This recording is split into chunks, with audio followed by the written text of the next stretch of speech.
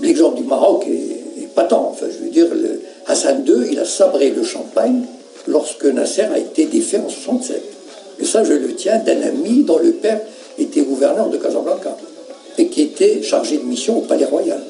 C'est un ami avec qui j'ai fait mes études. Très bien. Alors, en quatrième de couverture, tu écris, enfin, où l'éditeur écrit, les puissances occidentales et la plupart des dirigeants arabes auraient souhaité régler le problème palestinien par l'effacement de ce peuple. Mais celui-ci n'a pas eu la délicatesse de disparaître de l'histoire. Alors, j'ai deux questions. Est-ce que tu es sûr que les peuples arabes autour, les pays arabes autour, auraient ou ont ou voudraient que le peuple palestinien disparaisse? Alors là, il faut faire une distinction. Il y a les peuples d'un côté et les dirigeants. Les dirigeants. Ah, les dirigeants, ils n'en ont absolument rien à fiche de la Palestine. Je veux dire, mais absolument rien. Ils ont utilisé la Palestine pour leur propagande interne. D'abord pour donner un os à ranger à leur peuple. On leur dit, oui, voilà, on va défendre. L'exemple du Maroc est patent. Enfin, je veux dire, Hassan II, il a sabré le champagne lorsque Nasser a été défait en 67. Et ça, je le tiens d'un ami dont le père était gouverneur de Casablanca et qui était chargé de mission au Palais Royal.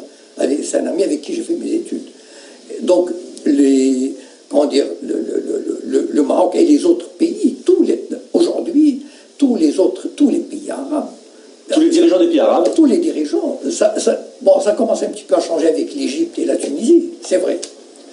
Mais jusqu'alors, tous les dirigeants se soumettaient bon gré mal gré au diktat américain et donc collaboraient plus ou moins ouvertement avec Israël, avec le régime sioniste, alors que le peuple palestinien était sous la botte de l'occupation, était dépossédé.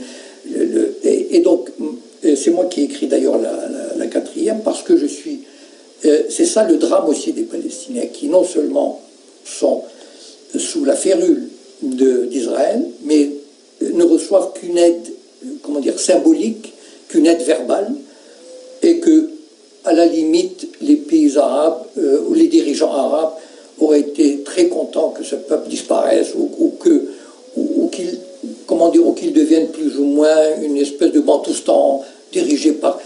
Pourquoi? Parce que la Palestine, les Palestiniens, lorsqu'ils ont commencé à s'opposer à Israël, à partir des années 50, ils avaient créé les Fedaïm, et après les guerrieros, etc. Les pays arabes autour et ailleurs ne voulaient pas de cette force révolutionnaire qui était en train de germer et qui avait un potentiel révolutionnaire, laïque, marxiste. Et donc, après tout, ils s'entendaient, ils fermaient les yeux, voilà. D'accord.